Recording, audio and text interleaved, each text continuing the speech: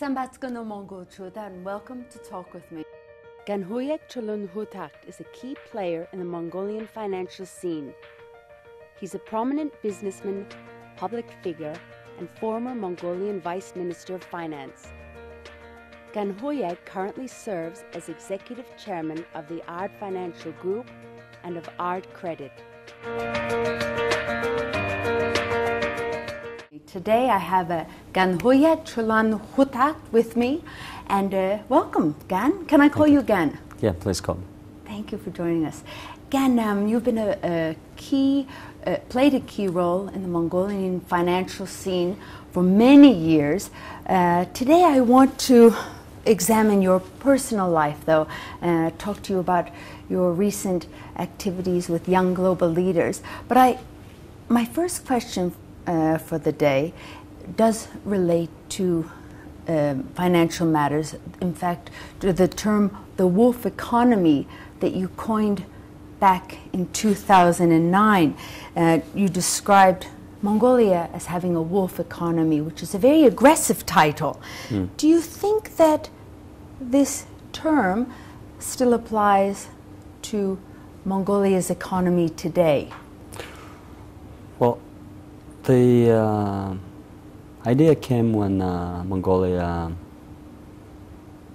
economy started growing very rapidly, and we all felt optimism. We all felt that we'll witness something that the world has never seen before, and that we can jump leapfrog from the most backward one of economies in the world to the most advanced one in one's lifetime.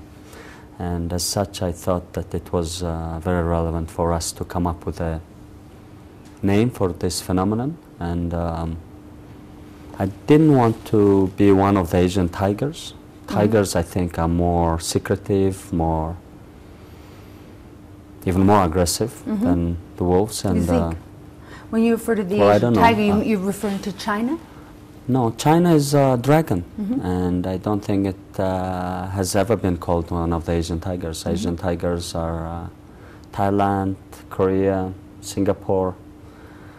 You can apply it to Malaysia, Indonesia, and these are usually very populous countries, have milder climates, have seaports, and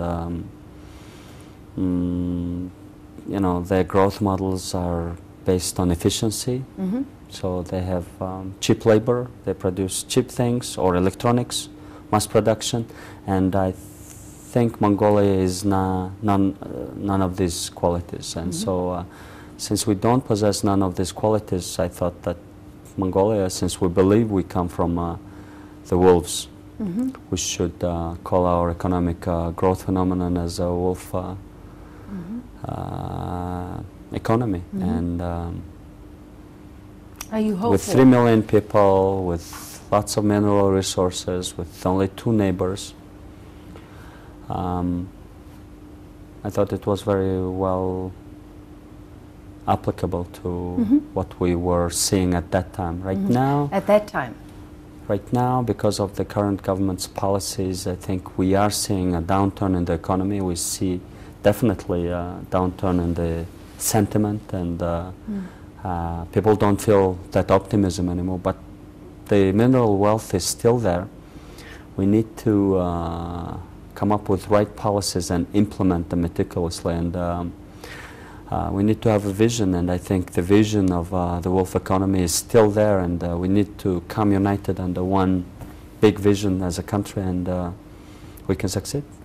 And I still hope that I will become a citizen of the richest country on the planet before I die. And that's your hope and your dream? Well, that's my dream, yes.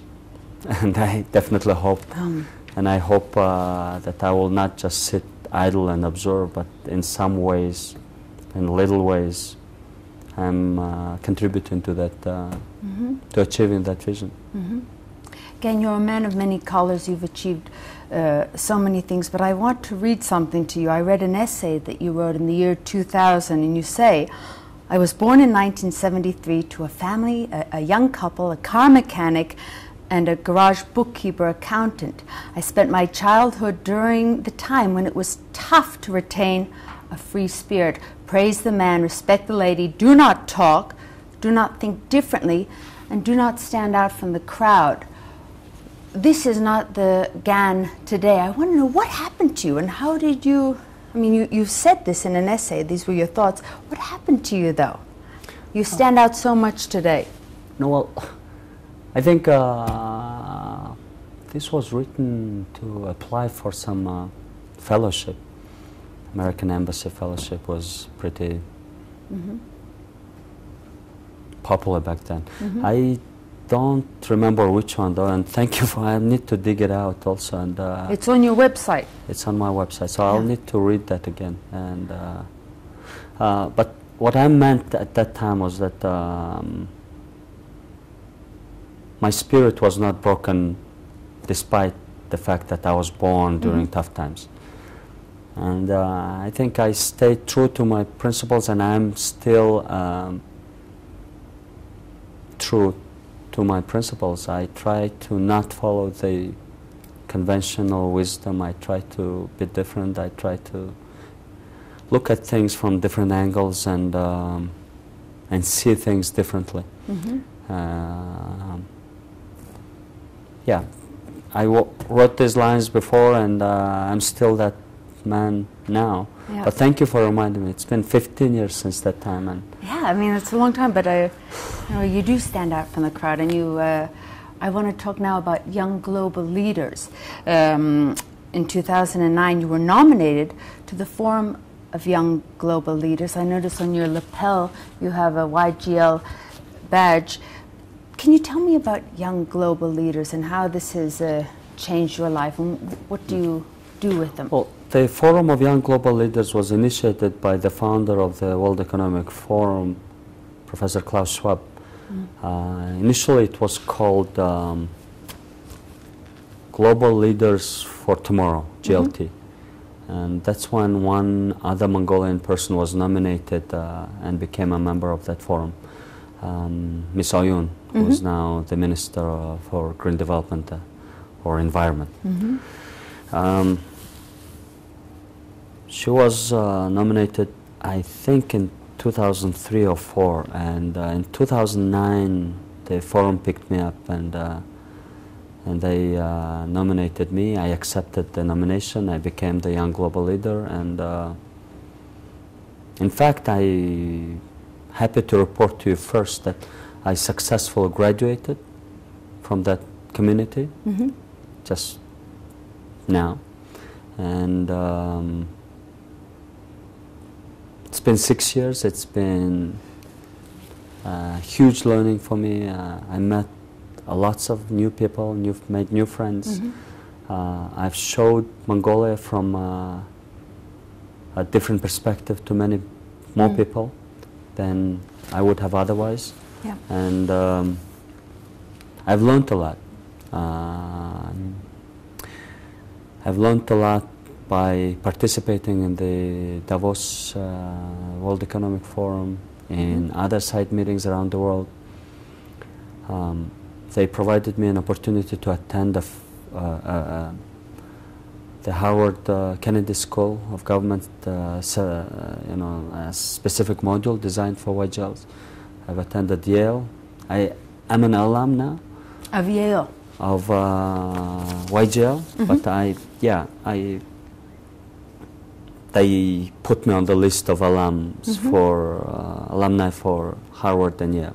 So it's an executive program, and I hope to do the Lee Kuan Yew module and Oxford modules in the future as an alum of the Young Global Leaders. So it's been a privilege, it's been an honor, and I think I tried my best to get most out of it. And this week we're celebrating the Global Dignity Day, which is celebrated around the world in 73 different countries. And this is a YGL initiative, and I'm happy that I brought it into Mongolia. Again, I want to know, what did the Young Global Leaders, I mean, it's the second time they've come to Ulaanbaatar, what do they think of you, B? I listened to an interview from a woman from Africa. There was a woman from America. How did they like you, B? What did they think of Mongolia? Well, this is in September of this year. I've organized the second learning journey for young global leaders, and about 40 people came. They come for 3 nights and 2 days. I tried to show them our past, not much, our is it? heritage, our today, the city life, the nomadic life,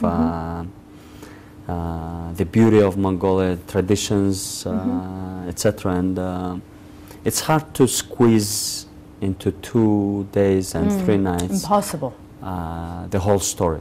Yeah. But we try. So they've seen Chojin Lama Museum. They've tasted Mongolian vodka. They've went out, slept in a gear. They've seen Chinggis Hotel. They've seen the Terelj Hotel, 5-star hotel, at the end of the Terelj Valley. They've climbed up the mountain. They've seen the Princess Monastery.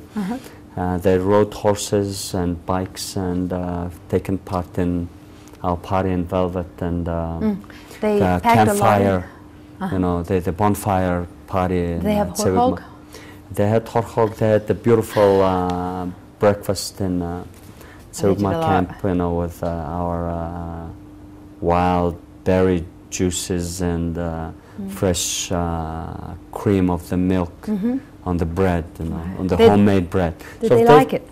They love it, and because me and my team tried hard to show all aspects of life in 2 days, and of course we tried to do it with a style, and the guys like it. There is a big buzz around the community, around the world for months and years, you know, and everybody feels very excited about Mongolia, despite the current economic downturn, which is a little bit depressing, but Mongolia is Mongolia, and we still stay the same, especially get out of the city. Yes, of course. You know, money doesn't matter. People don't count money. Yeah. They get by, they're nomads, they have their animals and send their kids to school, and you know, the life is the same for nomadic people outside of the city as it was in 2010 and 11. And I think that's the beauty of nomadic lifestyle.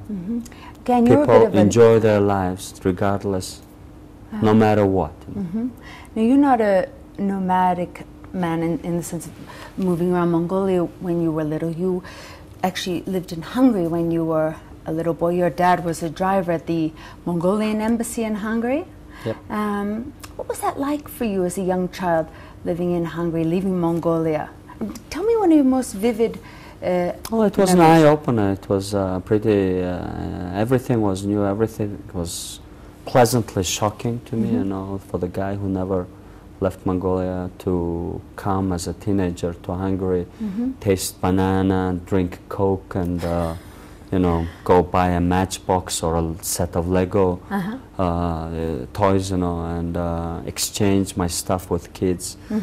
Ask my parents to buy me a bike and go and exchange my things with Russian and other kids at school. And so, are you still the honorary consul from Hungary to Mongolia? No, in fact, my brother is, because when I moved to serve this government, as a vice minister of last finance? government, I had to relinquish my duties, and the Hungarian government asked my brother to become honorary consul. Was it difficult learning Hungarian? I never tried hard. I never tried hard enough to learn the language. It just came to me. Was it difficult learning Russian? It just came to me. It was not. I enjoy reading books, and I didn't realize how hard it was to learn thankfully, to learn a language. I think the most difficult language to learn for me was actually English, because I didn't have that many opportunities back in the 80s when I was trying to learn English. There were not many books, there were not many people to talk to in English. And I did an interview with you nearly 2 years ago with Mongol News, and you said to me, as a kid I used to read a lot, I read mostly in Russian. I think reading just about anything I laid my eyes on had a profound effect in shaping who I am today. What sort of books did you read? I mean, can you recall any favorite novels or authors? What did you read, Gan? I liked reading, as I said, just about anything that I had my hands on. I mean, books were expensive. I didn't have money, so whenever I had money, I would go and buy a book, and this would be mostly sci-fi. That's what I loved, and they would be Russian or Soviet authors. But then I would read Jules Verne and Dumas and Gogol and Dostoevsky, Pushkin, everything that was available. What have been your biggest personal challenges? Well, you lose in the elections, then your world becomes very, how I say, black and white. So you see clearly who were your friends and who were just people who were following you because of your status. And so this is very clear to me, and became very clear to me. And I'm thankful to life for letting me lose and choose and see clearly who the real friends were and who were just the people who tried to have a free ride up the hill. So political loss in the elections of 2012. I mean, I had the good 2-3 months of time to reflect, read books, and stay home, and then I got back into action. In fact, I should give you my name card. I'd like to.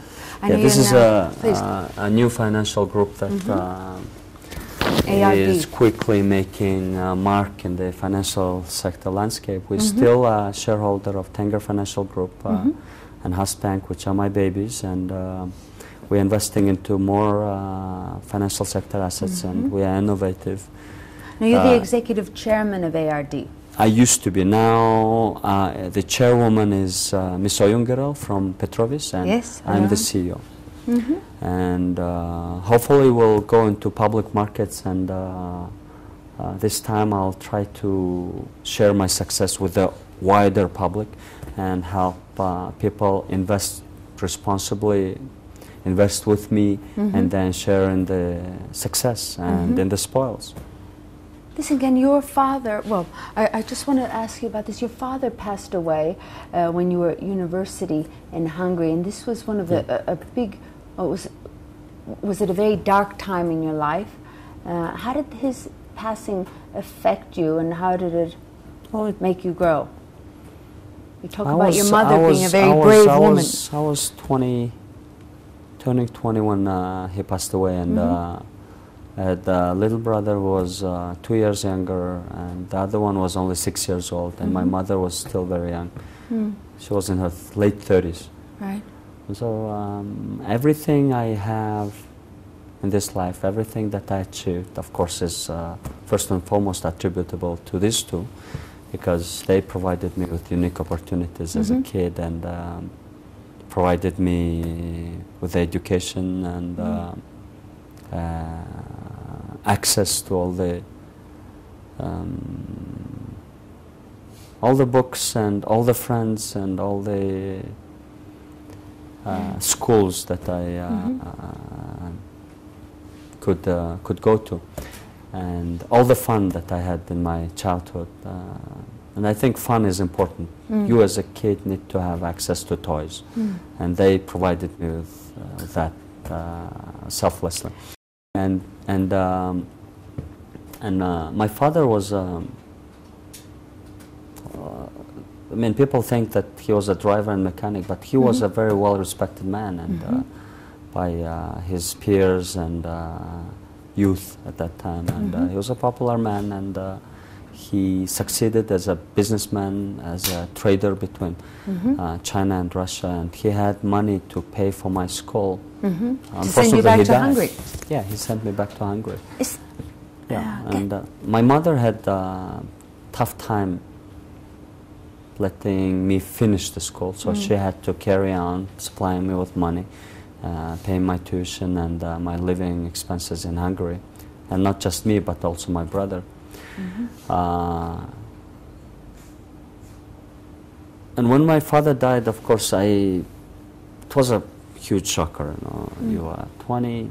I think it made me stronger, more determined, and I said, I'm gonna finish my school in the name of my father, and help my brothers do the same. So. Is your mom still alive, living in UB? Yeah, yeah. Is she very proud of you?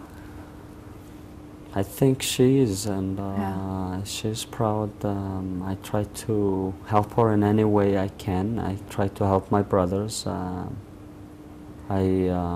try to provide for my youngest brother. Yeah, you have a lot of people you look after.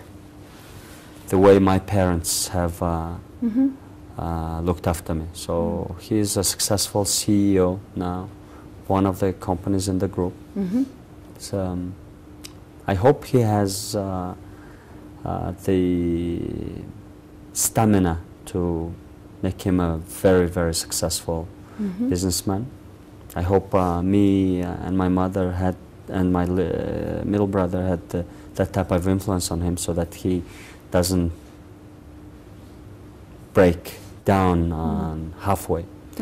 And I know that he has the principles and the charisma to, and he's equipped with the knowledge that we were able to provide him with sending to universities. It's easy to get distracted though, isn't it? When you're young and you're successful and your older brothers paved the way. Well, it's not easy to be my brother in this community. I can imagine. And, it's lots of pressure, and you're a very hard I'm not envy with my brothers, in fact.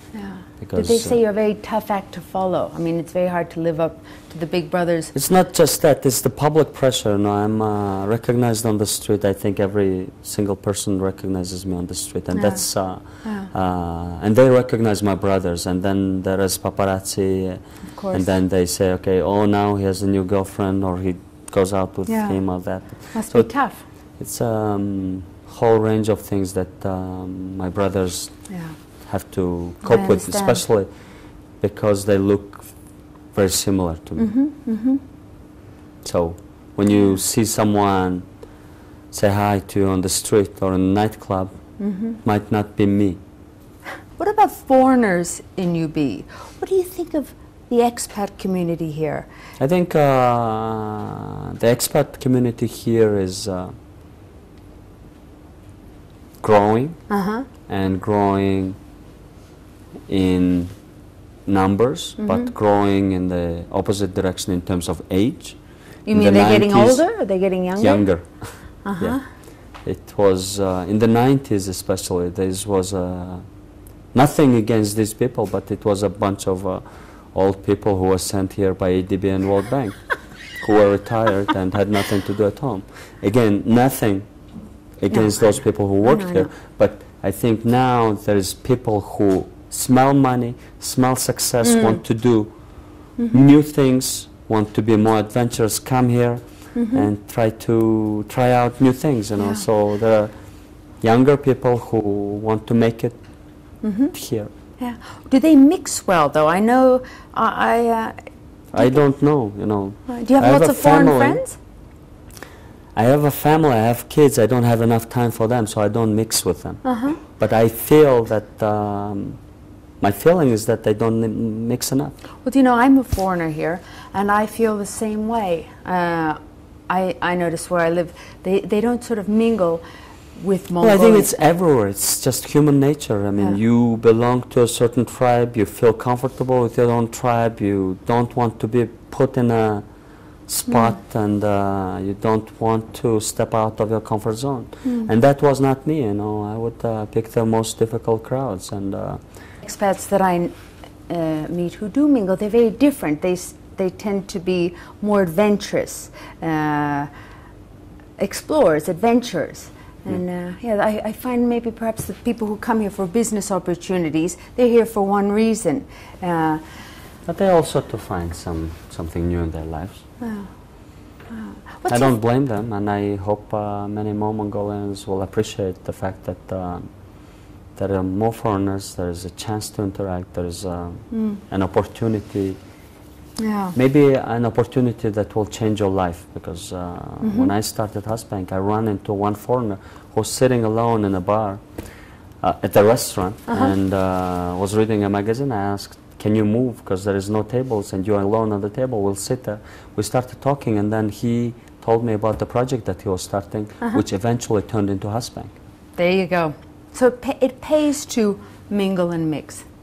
It pays to be open-minded. Yeah, I agree. I think it pays to be friendly, to be optimistic, to look for opportunities. Don't shut down, don't close your doors. Yeah. Keep all your doors open and look out for new thing for your Do you think in your life. Mongolians are open-minded towards foreigners here? Well, less so. Less so. What do you mean less so now as opposed to a few years ago? Yeah, I think so. Why?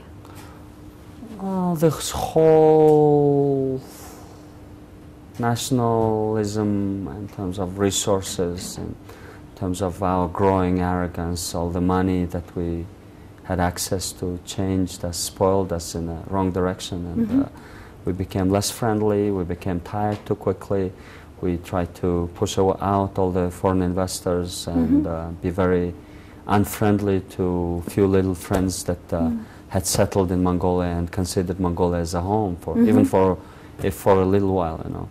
And I think we need to be more embracing, and we need to be more open, and we need to realize that we are part of the global community, and we don't want Koreans to treat us the way we treat our foreigners here.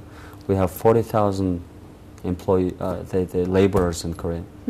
40,000 Mongolians living in Korea. In Korea, and we should always say we don't want to be treated the way we treat our expats here. How do you want to be remembered by your kids and your grandkids and your great-grandkids? What do you want them to say about Granddad Gan? What kind of a guy was he? This is the man who did most he could for the country. And beside that, he lived happy. And he was a good man. He was a good man, yeah. Hardworking? Playing hard. Enjoying life. Good. Yeah. All right, well, Gan, thank you for being with me today. It's been lovely having you on the show. Thank you. Thank you. And good luck with the TV show. Well, thank you. I am having a lot of fun. Good luck with everything that you do with ARD and... Art. That means art. people. Art. Okay, so art means people. Like Mongolian People's Party. Mongols Arte Nam. Mongol Arte Nam. Art is people. I didn't know this. So you've taught me something. Again, thank you very much for joining me today. It's been a real pleasure having you on, and I wish you the best of luck. Well, you don't need luck, though. I need tons of luck, and I'm the lucky one. But I wish you the luck. Thank you, Gan. And all the best with the TV show. I hope by the time I say bye to my professional career, all Mongolians will speak English. Wow. Maybe all the foreigners Why here not? will speak a little bit of Mongolian. Jochen. Well, I hope that too. Yeah, it'd be good. It's a very big wish, though, isn't it? You know. To have all Mongolians speak English? No, to have all foreigners here learn Mongolian. It's the hardest language. Okay, I think that's the easy part. You think? But my family is there, and even my 5-year-old speaks English. So Amazing. it's Thank you, easy. Gan. It's I don't take know. one step at a time. Baby steps. Start with my family. Thank you, Gan. Thank you, viewers, for being with us on Talk With Me. Gan, lovely having you. I hope you're with us next week. But for now, Darotsi and Bayirste.